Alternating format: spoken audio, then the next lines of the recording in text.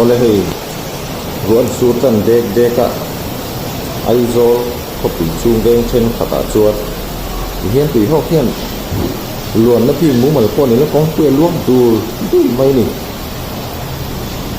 heng te hi ti han ti chi nge ni don ni thang chu step pa te luang lut kha step te chu zo thei lo khopin tui zut kam le hala hian kan huang hian step a chuan huan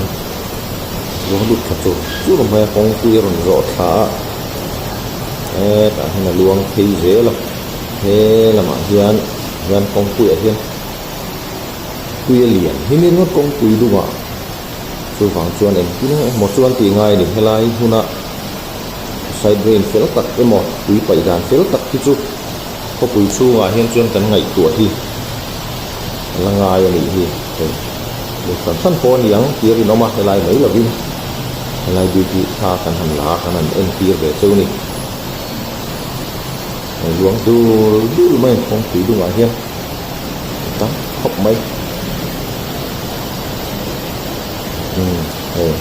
kia kan huang hian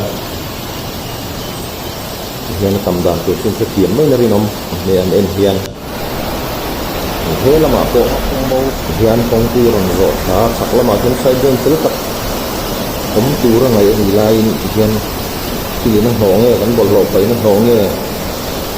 hiền công ty đi rồi kalau hati tính sai bên tới bột lột thấy nó như là vậy